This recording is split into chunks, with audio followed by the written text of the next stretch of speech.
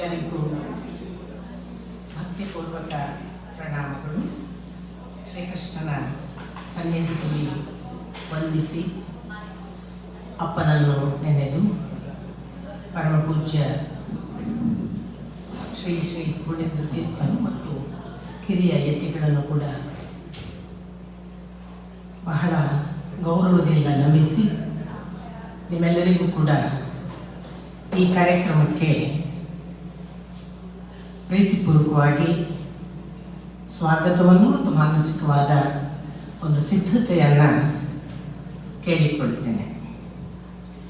ದೀಪ ಹಚ್ಚಲಿಕ್ಕೆ ಬಂದಿಲ್ಲ, ಅಪ್ಪನ ಕವಿತೆ ಮಾತಾಡಕ್ಕೆ ಬಂದಲ್ಲ ಅಂತ ನಿಮಗೇನಾದರೂ ಪ್ರಶ್ನೆ ಇದ್ದರೆ ಅಪ್ಪ ನನ್ನ ಇಟ್ಟದ್ದೇ ಕೆಲವು ಕಿಡಿಗೇಡಿ ಕೆಲಸಕ್ಕೆ, ಅಂತಹದ್ರಲ್ಲಿ ಇದು ಕೂಡ ಒಂದು ಅಂತ ತಾವು ನಿರಾಳವಾಗಿ ಭಾವಿಸಬಹುದು.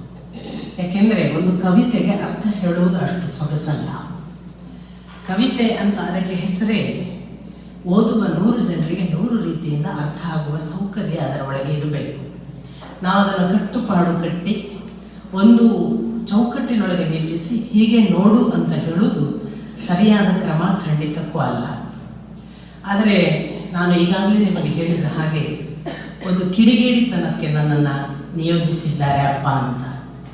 ಯಾಕೆ ಕಿಡಿಗೇಡಿತನ ಅಂತ ನಾನು ಹೇಳ್ತಿದ್ದೇನೆ ಅಂತಂದರೆ, ಎಲ್ಲ ಕಡೆ ನಮ್ಮ ತಂಗಿಗೆ ಕಳೆದ 18 ಕಾರ್ಯಕ್ರಮಗಳನ್ನು ನಾವು ಪೂರೈಸಿಕೊಂಡು ಬಂದಿದ್ದು. 19 ಮತ್ತು 20ನೇ ಕಾರ್ಯಕ್ರಮ ಅಪ್ಪನ ಕುರಿತಾಗಿ ಎಲ್ಲ ಕಡೆ ಕಾರ್ಯಕ್ರಮಗಳಲ್ಲಿ ಕವಿತಾ ಹಾಡೋದು ಮಾತ್ರ ಮಾಡಿದ್ದಾಳೆ. ಅಲ್ಲಿ ಎಲ್ಲರ ಒಂದು ಅಭಿಪ್ರಾಯ, ಜನಾಭಿಪ್ರಾಯ ಏನಿತ್ತು ಅಂತಂದರೆ, ಹಾಡು ಚೆನ್ನಾಗಿದೆ, ಕೇಳಕ್ಕೆ ಖುಷಿಯಾಗತ್ತೆ, ಅರ್ಥನೇ ಆಗಲ್ಲ. ಇವಳಿಗೆ ಎಲ್ಲಕ್ಕಿಂತ ಫಜೀತಿ, ಯಾವಾಗಲೂ ಇವಳು ನನ್ನ ಮೇಲೆ ಒಂದು ದಾಳಿ. ನೀನು ಅರ್ಥ ಹೇಳಬೇಕು, ನನ್ನ ಹಾಡಿಗೆ ಒಂದು ಅರ್ಥ ಹೇಳಬೇಕು. ಈ 2 ಅರ್ಥಗಳ ಮಧ್ಯೆ ಈಗ ನಿಮ್ಮ ಮುಂದೆ ಈ ಅನರ್ಥ ನಿಂತಿದೆ. ನಾನು ಹಿಂದೆ ಕೂಡ ಹೇಳಿದ್ದಿತ್ತು, ಶಿವಮೊಗ್ಗದಲ್ಲಿ 1 ಗಂಟೆ ಕಾರ್ಯಕ್ರಮ ಹಾಡುಗಳನ್ನು ಕೇಳಿ ಅಲ್ಲಿಯ ಜನ ಹೇಳಿದರು, ಇದಕ್ಕೆ ಇನ್ನೊಂದು ಸಾರಿ ಕಾರ್ಯಕ್ರಮ ಮಾಡಬೇಕು, ನೀವು ವ್ಯಾಖ್ಯಾನವನ್ನು ನೀವು ಹೇಳಬೇಕು, ಅವಳು ಹಾಡಬೇಕು ಅಂತ. ಅವರು ಈಗಾಗಲೇ ಅದನ್ನು ಕಾಯ್ದಿರಿಸಿದ್ದಾರೆ ಶಿವಮೊಗ್ಗದ ದಿನಾಂಕವನ್ನು. ನಾನು ಅದಕ್ಕೆ ನ್ಯೂ ಜೆರ್ಸಿಯಲ್ಲಿ ತಮಾಷೆ ಮಾಡಿದೆ. ಒಂದೊಮ್ಮೆ ನಾವು ಅಲ್ಲಿ ಇನ್ನೊಮ್ಮೆ ಹೋಗಿ ಮಾಡಬಹುದು, ಇಲ್ಲಿ ಮತ್ತೊಮ್ಮೆ ಬರುವ ಫಜೀತಿಯೋ ಕಷ್ಟವೋ ನಿಮಗೆ ಯಾಕೆ ಅಂತ ಈಗಲೇ ವ್ಯಾಖ್ಯಾನ ಹೇಳೋಣ ಅಂತ ತೀರ್ಮಾನ ಮಾಡಿದೆ. ಪದ್ಯ ಈಗ ಹಾಡಲಿಕ್ಕೆ ಹೊರಟಿರೋದು ಬಾ ಗೆಳೆಯ ಬಾ. ಅಪ್ಪನ ಎಲ್ಲ ಕವಿತೆಗಳನ್ನು ಕೂಡ ಅವರು ತನ್ನ 40ರ ಪೂರ್ವದಲ್ಲಿ ಬರೆದು ಮುಗಿಸಿದ್ದಾರೆ. ಬಹುತೇಕ ಯೌವನದ ತುತ್ತ ತುದಿಯ ಕವಿತೆಗಳೆಲ್ಲ ಈಗ ನೀವು ಕೇಳುವ ಬಾ ಗೆಳೆಯ ಬಾ ಅನ್ನುವ ಕವಿತೆಯ ಹಾಗೆ, ಅಥವಾ ಯಾವುದೋ ಒಂದು ಗಂಡು ಹೆಣ್ಣಿನ ಸಂಬಂಧದ ಭಾವದ ಹಾಗೆ, ಮನಸ್ಸಿನಲ್ಲಿ ಯಾವುದೋ ಆರ್ದ್ರ ಭಾವದ ಪ್ರೇಮ ಲೋಕವನ್ನು ಚಿತ್ರಿಸಬಹುದೇನೋ ಅಂತ ಊಹಿಸುವ ಹಾಗೆ ಕಾಣಿಸಿದ್ರು ಕೂಡ, ಅವರು ಆಗಲೇ ಅವರ 20ರಿಂದ 40ರ ಒಳಗಿನ ಯೌವನದ ತುತ್ತ ತುದಿಯಲ್ಲಿಯೇ ಅವರು ದೇವರನ್ನೇ ನೆನೆಯುತ್ತಿದ್ರು ಅನ್ನೋದನ್ನು ಗೊತ್ತುಪಡಿಸುತ್ತವೆ ಕವನಗಳನ್ನು ಸ್ವಲ್ಪ ಒಳಕ್ಕೆ ಇಳಿದು ನೋಡಿದರೆ. ಹಾಗಾಗಿ ಅವರು ಉಪನಿಷತ್ತುಗಳನ್ನು ಓದ್ತಾ ಹೋದ ಹಾಗೆ ನನಗೆ ಕವಿತೆಗಳನ್ನು ಬರೆಯುವುದು ಬೇಡ ಅನ್ನಿಸಿತು ಅನ್ನೋ ಮಾತನ್ನು ಕೂಡ ಹೇಳುತ್ತಾರೆ. ಅವರ ಈ ಬಾ ಗೆಳೆಯ ಬಾ ಅನ್ನುವ ಕವಿತೆ ಸಾಮಾನ್ಯ ನೋಟಕ್ಕೆ ಒಬ್ಬ ಗೆಳೆಯನನ್ನು ಕರೆದ ಹಾಗೆ ಕಾಣುತ್ತದೆ. ನಾನು ಎಲ್ಲ ಸಾಲುಗಳನ್ನು ನಿಮಗೆ ಹೇಳೋದಿಲ್ಲ, ನೀವು ಪದ್ಯದಲ್ಲಿ ಕೇಳ್ತೀರಿ. ಆ ಗೆಳೆಯ ನಾನು ನೀವು ಭಾವಿಸುವ ಭೌತಿಕ ಶರೀರದ ಒಬ್ಬ ಮಿತ್ರನೋ, ನನಗೆ ಅಪೇಕ್ಷೆ ಇರುವ ಯಾವುದೋ ಭಾವಕ್ಕೆ ಸಂಬಂಧಪಟ್ಟವನೋ ಆಗಿರದೆ ಅವನ ಅದರ ಆಚೆಗೆ ಇದ್ದಾನೆ ಅಂತ ಗೊತ್ತಾಗುವ ಕೆಲವು ಸಾಲುಗಳನ್ನಷ್ಟೇ ನಾನು ಉಲ್ಲೇಖಿಸ್ತೇನೆ. ನೀವು ಉಳಿದುದನ್ನು ಗಮನಿಸ್ತೀರಿ. ನನ್ನ ವ್ಯಾಖ್ಯಾನ ಪೂರ್ಣವಾಗಿ ಎಲ್ಲವನ್ನು ಹೇಳುವುದಲ್ಲ, ನಿಮ್ಮನ್ನು ಆ ದಿಶೆಗೊಂದಿಷ್ಟು ಕಣ್ಣು ಹಾಯಿಸುವಂತೆ ಮಾಡುವುದು, ಕಿವಿ ಹೊರಡಿಸುವಂತೆ ಮಾಡುವುದು ಮಾತ್ರ. ಈ ಕವಿತೆಯಲ್ಲಿ ಒಂದು ಸಾಲು ಇದೆ, ಕೆಚ್ಚಲು ತುಂಬಿದೆ ನೀನು ಬರಲೇ ಇಲ್ಲ. ಕೊನೆಯ ವಾಕ್ಯವಿದೆ, ನನ್ನೆದೆಯ ಕಾಮ ಕಸ್ತೂರಿಯೇ ಬಾ. ಈ 2 ವಾಕ್ಯಗಳನ್ನು ಸ್ವಲ್ಪ ಕಣ್ಣು ಹೊರಳಿಸಿ ಎದೆ ಮುಗುಳ ನರಳಿಸಿ ತೆರೆದರೆ ಖಂಡಿತು ಅವರು ಕರೆಯುವುದು ಒಳಗಿರುವ ಅವಿಜ್ಞಾತ ಮಿತ್ರನನ್ನು. ಇದು ಕಾಮಕಸ್ತೂರಿಯೇ ಬಾ ಅನ್ನುವಾಗ ನೋಡಿ, ನಮಗೆ ಇರುವ ಕಾಮದ ವಾಸನೆ ಅವರಿಗಿಲ್ಲ. ಅವರಿಗಿರುವ ಕಾಮಕಸ್ತೂರಿ ಎದೆಯ ಒಳಗಿನ ಮಿತ್ರನ ಕಡೆಗೆ. ಆದ್ದರಿಂದ ಆ ಕಾಮವಲ್ಲ. ಮತ್ತೆ ಕೆಚ್ಚಲು ತುಂಬಿದೆ ಕರೆಯುವವರಿಲ್ಲ ಅಂದಾಗ ತಾನು ತುಂಬಿದ ಏನು ಯೌವನದಲ್ಲಿದ್ದೇನೆ ಅದನ್ನು ಕುಡಿಯುವವ ನೀನು ಅನ್ನುವಾಗಲೂ ಕೂಡ ಎರಡರ್ಥದಲ್ಲಿ ಅವನನ್ನೇ ಕರೆಯುವುದು ಅನ್ನುವುದಕ್ಕೆ ಒಂದು ನಾನು ಹೇಳಿದ ಈ ಎರಡು ವಾಕ್ಯಗಳು. ಇನ್ನೊಂದು ಸೂಕ್ಷ್ಮ ನೋಡಿದರೆ ಅಪ್ಪ ಬಾ ಗೆಳತಿ ಬಾ ಅನ್ನಿಲ್ಲ, ಬಾ ಗೆಳೆಯ ಬಾ ಅಂದಿದ್ದಾರೆ. ಅಧ್ಯಾತ್ಮದಲ್ಲಿ ತಾನು ಹೆಣ್ಣಾಗಿ ಅವನನ್ನು ಗಂಡಾಗಿ ನೋಡುವ ಒಂದು ಕ್ರಮ ಕೂಡ ಬಾ ಗೆಳೆಯ ಬಾ ಅಂದಾಗ ಅಪ್ಪ ಹೆಣ್ಣಾಗಿ ಈ ಕವಿತೆ ಬರೆದಿದ್ದಾರೆ. ಅದಕ್ಕೆ ಅವರ ಕೆಚ್ಚಲು ತುಂಬಿದೆ. ಉಳಿದದ್ದು ನಿಮ್ಮ ಮುಂದೆ.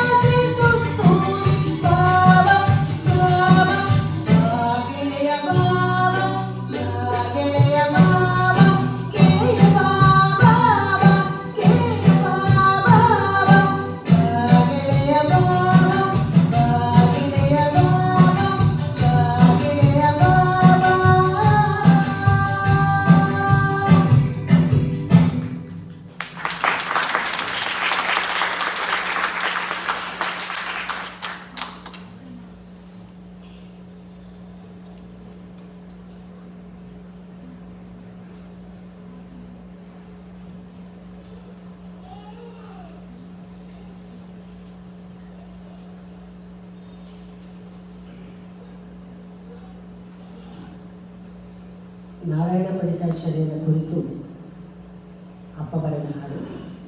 ಚೂಡಿ ಮೈಕಿ ವಾಯುವಿನ ಸಿಂಹ ಕೇಳಿಸ್ತೇನೆ, ವಾಲ್ಯೂಮ್ ಇದೆ, ನಮಗಿದೆ ವಾಲ್ಯೂಮ್.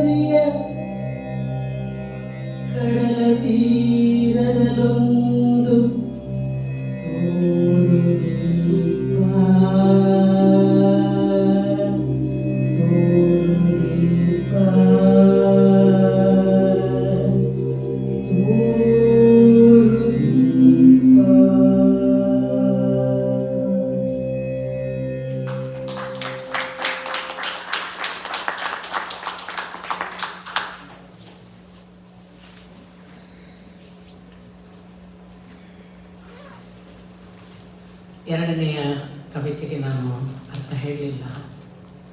ದೊಡ್ಡವರಿಂದ ಆದಷ್ಟು ದೂರ ಇದ್ದು ಆದಷ್ಟು ದೂರದಿಂದ ಅವರನ್ನು ಗ್ರಹಿಸಬೇಕು ಅನ್ನೋ ದಾರಿಯವಳು ನಾನು. ಅದಕ್ಕೆ ಆ ಉಸಾಬರಿಗೆ ಹೋಗೋದಿಲ್ಲ. ಈಗ ಮೂರನೆಯ ಕವಿತೆ ಬಹಳ ಉಡುಪಿ ಅಥವಾ ಬೇರೆ ಬೇರೆ ಎಲ್ಲ ಕಡೆಗಳಲ್ಲೂ ಕೂಡ ವಿಶೇಷವಾಗಿ ಗಮನ ಸೆಳೆದ ಹಾಡು. ಹಳ್ಳಿಯ ಹುಡುಗಿ ಪೇಟೆಗೆ ಬಂದಳು. ಒಂದು ಹಳ್ಳಿಯ ಹುಡುಗಿ ಪೇಟೆಗೆ ಬಂದು ಇಲ್ಲವಾಗಿ ನಾಪತ್ತೆ ಆದಾಗ ಒಬ್ಬ ತಂದೆಯೋ ಮತ್ತೆ ಯಾರೋ ಎಲ್ಲಿದ್ದಾಳೆ ಅಂತ ಹುಡುಕಿ ಕಡೆಗೆ ಸಿಕ್ಕದೇ ಹೋಗುವ ಹೊತ್ತಿಗೆ ಒಂದು ಬಹುಮಾನ ಘೋಷಿಸಿ, ನಿಮಗೆ ಸಿಕ್ಕರೆ ಅವಳನ್ನು ನಿಮಗೆ ಕೊಡ್ತೇನೆ, ಹುಡುಕಿ ಕೊಡಿ ಅಂತ ಹೇಳುವ ಒಂದು ಸ್ಥಿತಿಯನ್ನು ಕಾಣಿಸುವ ಒಂದು ಹಾಡು. ಸಾಮಾನ್ಯ ಅರ್ಥದಲ್ಲಿ ಜನಪದ ಒಂದು ಹಳ್ಳಿಯ ಹುಡುಗಿಯ ಬದುಕಿನ ಕಥನದ ಹಾಗೆ ಕೇಳಬಹುದು. ಆದರೆ ಈ ಹಳ್ಳಿಯ ಹುಡುಗಿ ಇವಳು ಸಾಮಾನ್ಯಳಲ್ಲ. ತುಂಬ ಕೋಮಲ ಜೀವಕ್ಕೆ ಸಂಕೇತವಾಗಿ ಅಪ್ಪ ಹಳ್ಳಿಯ ಹುಡುಗಿಯನ್ನು ಇಲ್ಲಿ ತಂದಿದ್ದಾರೆ. ಇವಳು ಬಿದ್ದಿರುವುದು ಸೋಮವಾರ ಸಂತೆಯಲ್ಲಿ. ಅಂತಿಂಥ ಸಂತೆ ಅಲ್ಲ. ಸೋಮ ನಿಮಗೆ ಗೊತ್ತಿದೆ, ಮನಸ್ಸಿಗೆ ಅಧಿದೇವತೆ ಚಂದ್ರ. ಹಾಗಾಗಿ ಇಂದ್ರಿಯಗಳ ಸಂತೆಯಲ್ಲಿ ಬಿದ್ದಿರುವ ಈ ಜೀವ ಎತ್ತೆತ್ತೋ ಓಡೋಡಿ ಅಲ್ಲಿ ಇಲ್ಲಿ ಕಳೆದು ಹೋಗ್ತಿದೆ. ಆ ಕಳೆದು ಹೋದಾಗ ಯಾವುದೋ ಒಂದು ಒಳಗಿನ ಎಚ್ಚರ ಹುಡುಕ್ತಿದೆ ಅವಳೆಲ್ಲಿ ಅಂತ.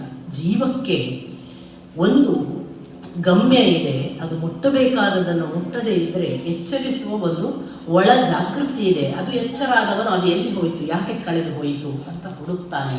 ಅಂಥದ್ದೊಂದು ಹುಡುಕಾಟ ಮಾಡ್ತಾ ಮಾಡ್ತಾ ಗೊತ್ತಾಗಿ ಬಿಡುತ್ತೆ ಅವನಿಗೆ, ಈ ಜೀವದ ಹುಡುಕಾಟ ನನ್ನ ಕೈಯಲ್ಲಿ ಸಾಧ್ಯ ಇಲ್ಲ, ಹುಡುಕಿದರೆ ಅವನೇ ಹುಡುಕಬೇಕು. ಅದರ ಕಾಚಿತ್ಯ ಎಷ್ಟು ಅಪ್ಪನಿಗೆ ಅಂದರೆ, ಹುಡುಕಿದವರಿಗೆ ಏನು ಬಹುಮಾನ ಅಪ್ಪ ವಿವರಣೆ ಮಾಡ್ತಾರೆ, ಈ ಹುಡುಗಿ ನಿಮಗೆ. ಯಾಕೆಂದರೆ ಅದು ಅವನಲ್ಲದೆ ಬೇರೆ ಯಾರಿಗೂ ಹುಡುಕಿ ಸಿಕ್ಕುವ ಒಂದು ಪದಾರ್ಥವಲ್ಲ ಈ ಜೀವ. ಸಿಕ್ಕರೆ ಅವನಿಗಲ್ಲದೆ ಇನ್ಯಾರಿಗೆ ಸಮರ್ಪಿಸುವುದು.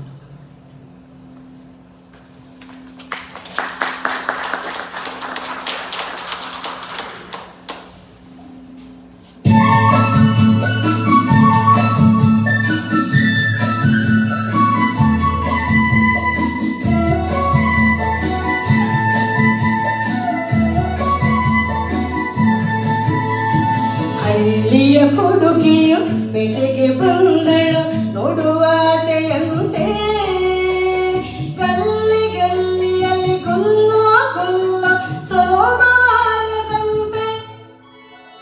ಹಳ್ಳಿಯ ಹುಡುಗಿಯು ಪೇಟೆಗೆ ಬಂದಳು ನೋಡುವಾಸೆಯಂತೆ, ಗಲ್ಲಿ ಗಲ್ಲಿಯಲ್ಲಿ ಗುಲ್ಲೋ ಗುಲ್ಲೋ ಸೋಮವಾರ ಸಂತೆ.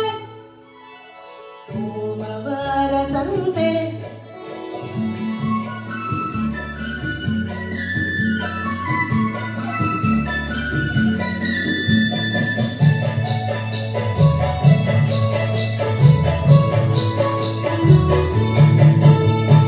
ಯಾರು ತಾಗಿದರು, ಯಾರು ನೂಕಿದರು, ಯಾರು ಕಾಲು ನಡೆದು, ಇವಳು ಸಾಗಿದಳು ಸಿಡ್ಲೆ ಹಾಕಿದರು, ಯಾರೋ ಕಣ್ಣು ಹೊಡೆದು. ಯಾರು ತಾಗಿದರು, ಯಾರೋ ನೂಕಿದರು, ಯಾರು ಕಾಲು ನಡೆದು, ಇವಳು ಸಾಗಿದಳು ಸಿಡ್ಲೆ ಹಾಕಿದರು, ಯಾರೋ ಕಣ್ಣು ಹೊಡೆದು. ಹಳ್ಳಿಯ ಹುಡುಗಿಯು ಪೇಟೆಗೆ ಬಂದಳು ನೋಡುವಾಸೆಯಂತೆ.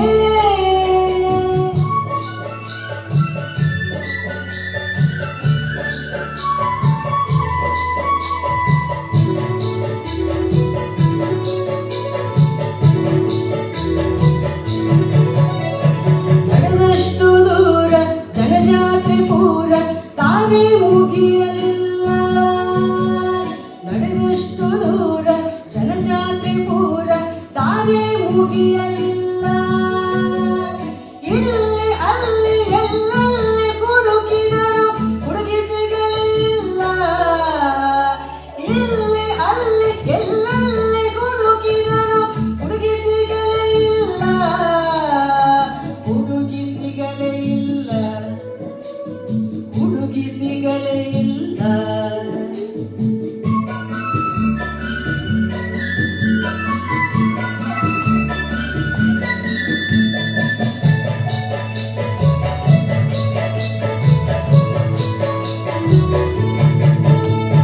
ಹಳ್ಳಿಯ ಹುಡುಗಿಯು ಪೇಟೆಗೆ ಹೊಸಬಳು ಮೊದಲೆತ್ತ ಕಡೆಗೆ. ಹಳ್ಳಿಯ ಹುಡುಗಿಯು ಪೇಟೆಗೆ ಹೊಸಬಳು ಮೊದಲೆತ್ತ ಕಡೆಗೆ. ಹುಡುಗಿ ಕೊಟ್ಟವರಿಗುಂಟು ಬಹುಮಾನ, ನಮ್ಮ ಹುಡುಗಿ ನಿಮಗೆ. ಹುಡುಗಿ ಕೊಟ್ಟವರಿಗುಂಟು ಬಹುಮಾನ, ನಮ್ಮ ಹುಡುಗಿ ನಿಮಗೆ.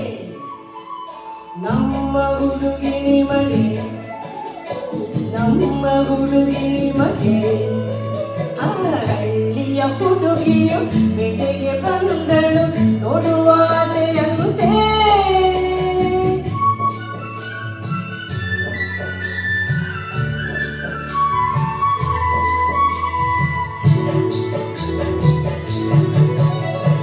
ಹಳ್ಳಿಯ ಹುಡುಗಿಯು ಒಳ್ಳೆಯ ಹುಡುಗಿಯು ಇನ್ನೂ ಕೆಡಲಿಲ್ಲ.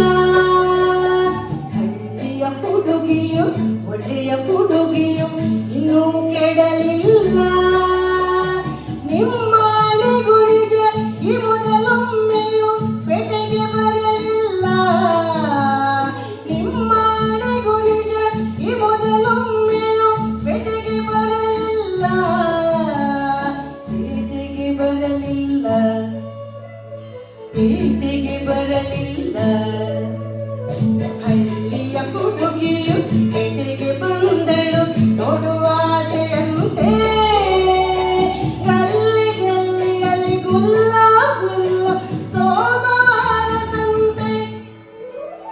ಸೋಮವಾರ ಸಂತೆ ಸಂತೆ ಸೋಮವಾರ ಸಂತೆ ಸಂತೆ ಸೋಮವಾರ ಸಂತೆ.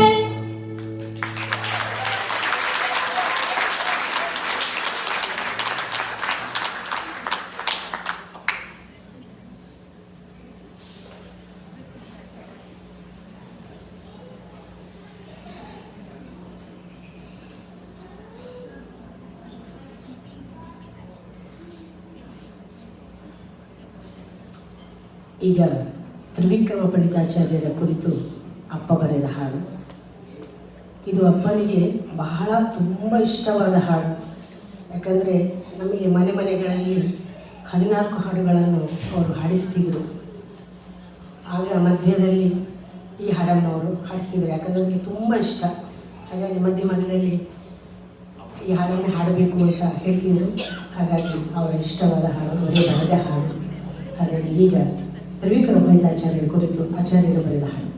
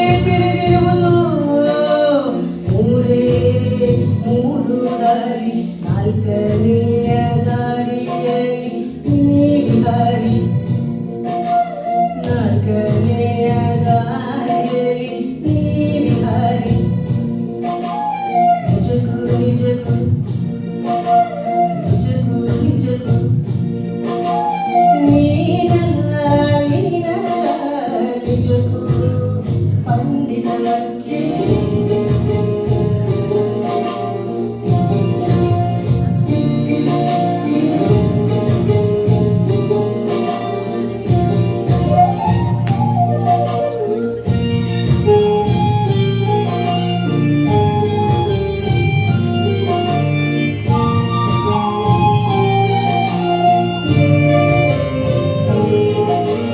ನಿನ್ನ ವಂಶದ ಕುಡಿಯು ಹಾಡಿರುವ ಹಾಡು, ನಿನ್ನ ವಂಶದ ಕುಡಿಯು ಹಾಡಿರುವ ಹಾಡು, ನಿನ್ನೆಡೆಗೆ ತುಳಿಯುತ್ತಿದೆ ಬಗೆಯ ಜಾಡು ಜಾಡು, ನಿನ್ನೆಡೆಗೆ ತುಳಿಯುತ್ತಿದೆ ಬಗೆಯ ಜಾಡು. ತತ್ವದೀಪದ ಗುರುವೇ ಕಣ್ತೆರೆದು ನೋಡು ನೋಡು, ತತ್ವದೀಪದ ಗುರುವೇ ಕಣ್ತೆರೆದು ನೋಡು. ಓ ಪಂಡಿತವರ್ಗಿ ನನ್ನೊಳಗೆ ಹಾಡು, ನನ್ನೊಳಗೆ ಹಾಡು, ನಿಜಕ್ಕೂ ನಿಜಕ್ಕೂ ಹಾಡು ಹಾಡು ಪಂಡಿತವರ್ಗಿ ಹಾಡು ಹಾಡು. ನೀನಲ್ಲ ನೀನಲ್ಲ ನಿಜಕ್ಕೂ ಪಂಡಿತವರ್ಗಿ, ನಿಜಕ್ಕೂ ನಿಜಕ್ಕೂ ಪಂಡಿತವರ್ಗಿ, ನಿಜಕ್ಕೂ ನಿಜಕ್ಕೂ ಪಂಡಿತವರ್ಗಿ.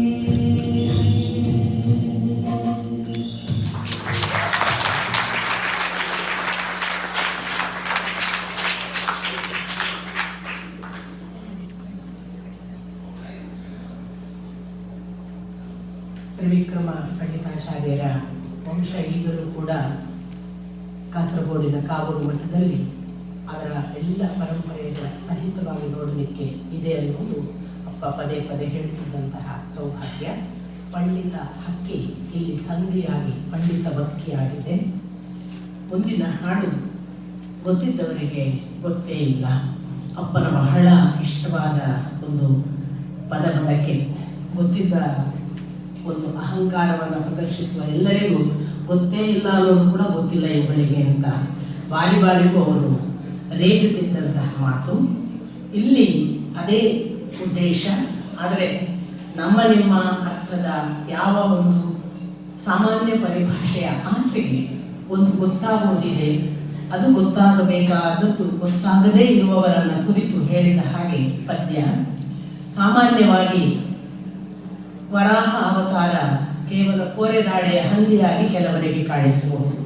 ನರಸಿಂಹ ಅವತಾರ ಸಿಂಹ ಒಂದು ಉಗುರಿನ ಪ್ರಾಣಿಯಾಗಿ ಕಾಣಿಸಬಹುದು. ಒಬ್ಬ ಶ್ರೀರಾಮಚಂದ್ರ ಕಪ್ಪು ಬಣ್ಣದ ಮನುಷ್ಯ ಮಾತ್ರನಾಗಿ ಕಂಡ ಎಡಪಂಥೀಯರು ಈಗಲೂ ಜೀವಂತವಾಗಿದ್ದಾರೆ.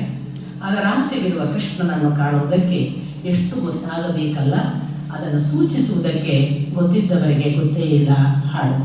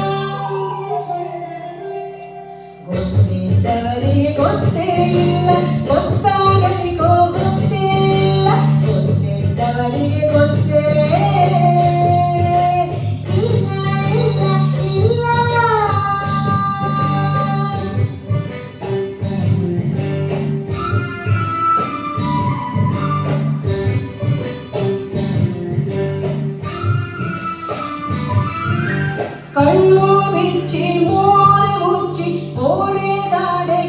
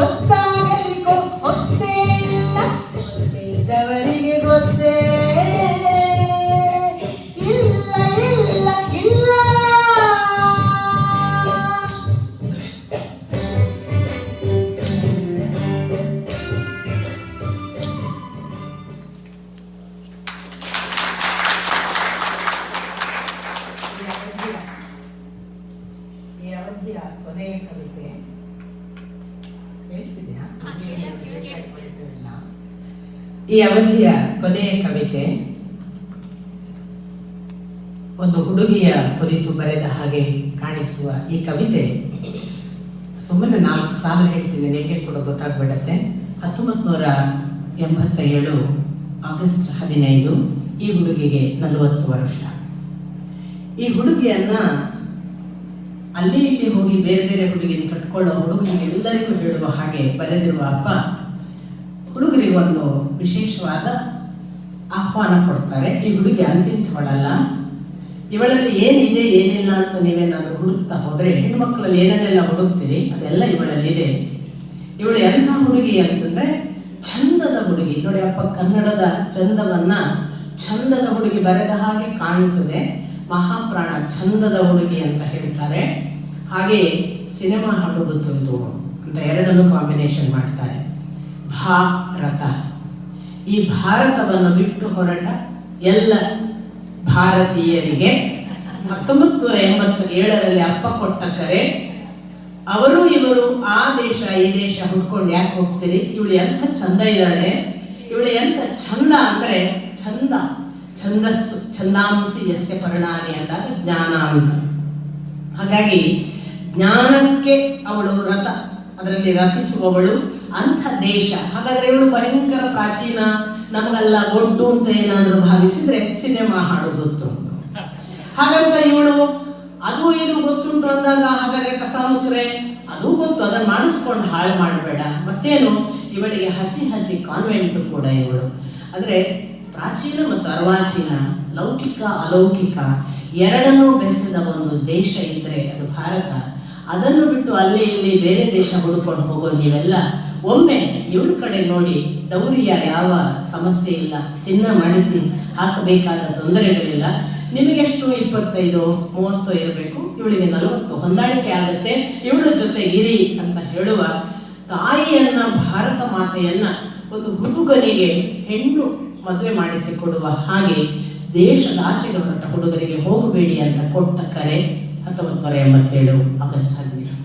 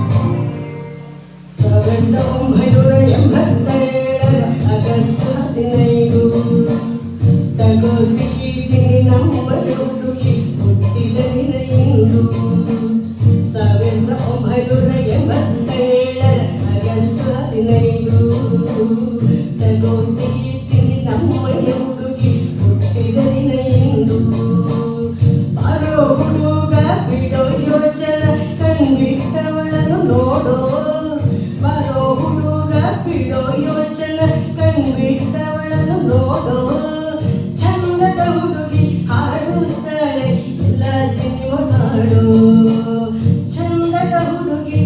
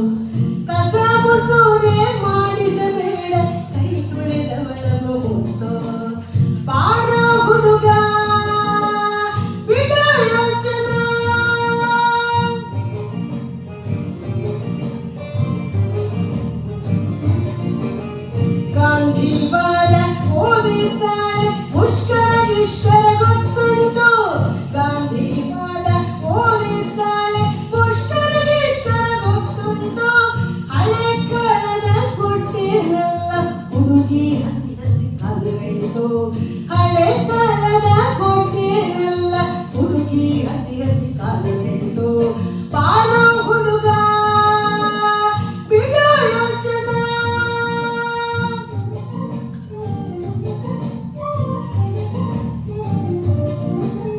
ಕಾಲೇಜು ಮೆಟ್ಟಲು ಹತ್ತಿದ್ದಾಳೆ, ಕಣ್ಣಿಗೆ ಕಣ್ಣು ಹೊಡೆಯುತ್ತಾಳೆ. ಕಾಲೇಜು ಮೆಟ್ಟಲು ಹತ್ತಿದ್ದಾಳೆ, ಕಣ್ಣಿಗೆ ಕಣ್ಣು ಹೊಡೆಯುತ್ತಾಳೆ. ಮಣ್ಣಿನ ವಾಸನೆ ಬೀರುತ್ತಾಳೆ, ಕುತ್ತಿಗೆ ಕಂಚು ಕಿವಿಯುತ್ತಾಳೆ. ಮಣ್ಣಿನ ವಾಸನೆ ಬೀರುತ್ತಾಳೆ, ಕುತ್ತಿಗೆ ಕಂಚು ಕಿವಿಯುತ್ತಾಳೆ. ಬಾರೋ ಹುಡುಗ ಬಿಡೋ ಯೋಚನಾ.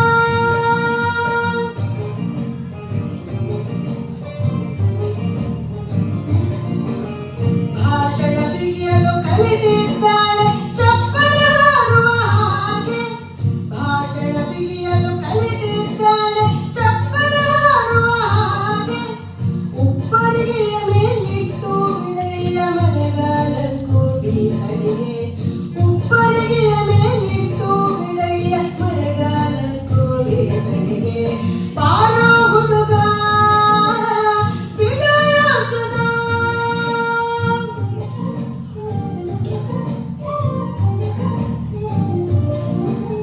ಜಾತಕ ಏಕೆ ಜೋಡಿಸಲೇಕೆ ಹುಡುಗಿಯ ನಿನ್ನೆದುರಿರುವಾಗ. ಜಾತಕ ಏಕೆ ಜೋಡಿಸಲೇಕೆ ಹುಡುಗಿಯ ನಿನ್ನೆದುರಿರುವಾಗ. ಬಾರೋ ಬಾರೋ ಗಣಿ ರೆಡಿಯಾಗಿದೆ, ಬಿಗಿದೆ ಬಿಡುವೀಗ.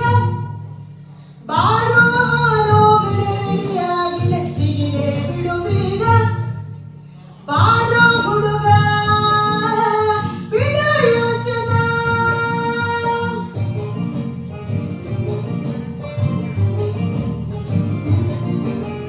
ಅವಳಿಗೆ ತಾಳಿ ಕಟ್ಟಿದೆಯಾದರೆ ಖಂಡಿತ ಮಕ್ಕಳು ಮನೆ ತುಂಬ. ಅವಳಿಗೆ ತಾಳಿ ಕಟ್ಟಿದೆಯಾದರೆ ಖಂಡಿತ ಮಕ್ಕಳು ಮನೆ ತುಂಬ. ನಮ್ಮಪ್ಪ ಸಾಕ್ಷಿ ನಾನೇ ಸಾಕ್ಷಿ, ನಮ್ಮದೇ ವಂಶದ ಪ್ರತಿಬಿಂಬ. ನಮ್ಮಪ್ಪ ಸಾಕ್ಷಿ ನಾನೇ ಸಾಕ್ಷಿ, ನಮ್ಮದೇ ವಂಶದ ಪ್ರತಿಬಿಂಬ. ಬಾರೋ ಹುಡುಗ ಬಿಡೋ ಯೋಚನಾ.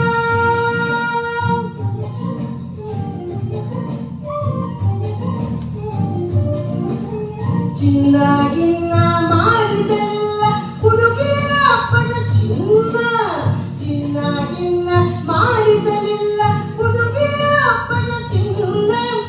ಕೈ ಹಿಡಿದರೆ ಮತ್ತವಳಿಗೆ ನೀನೆ ಮಾಡಿಸಬೇಕಾದನ್ನ. ಕೈ ಹಿಡಿದರೆ ಮತ್ತವಳಿಗೆ ನೀನೆ ಮಾಡಿಸಬೇಕಾದನ್ನ. ಬಾರೋ ಹುಡುಗ ಬಿಡೋ ಯೋಚನಾ.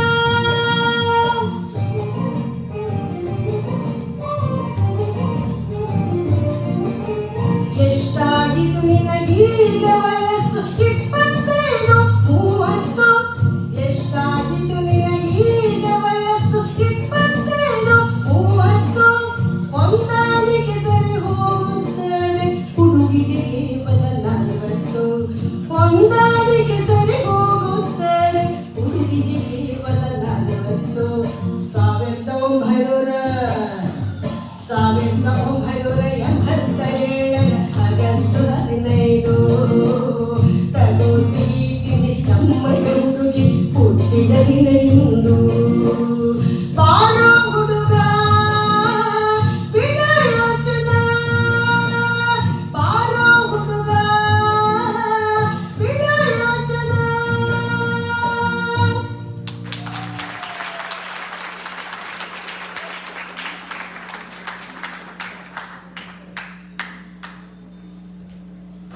ಈ ಎಲ್ಲ ಹಾಡುಗಳಿಗೆ ರಾಗ ಸಂಯೋಜನೆ ನನ್ನ ಗುರುಗಳಾದ ಗುರುರಾಜ ಮಾರ್ಪಳ್ಳಿಯವರು, ಮತ್ತು ಈ ಹಾಡಿಗೆ ಸಂಗೀತ ನೀಡಿರೋರು ಸುಮಾ ಎನ್ ಶಾಸ್ತ್ರಿಯವರು. ನಿಜವಾಗಿ ಅವರು ನನ್ನ ಜೊತೆ ಬರಬೇಕಿತ್ತು, ಅವರಿಗೆ ವೀಸಾ ಸಿಗಲಿಲ್ಲ. ಹಾಗಾಗಿ ನಾನು ಒಬ್ಬಳೇ ಹಾಡೋದಾಯಿತು. ನಾವು ಜೊತೆಯಾಗಿದ್ದರೆ ಎಲ್ಲ ಕಡೆಯಲ್ಲಿ ಹಾಡ್ತಿದ್ದೆವು. ಹಾಗೆ ಎಲ್ಲ ಹಾಡುಗಳಿಗೆ ಸಂಗೀತವನ್ನು ಅವರು ನೀಡಿದ್ದಾರೆ.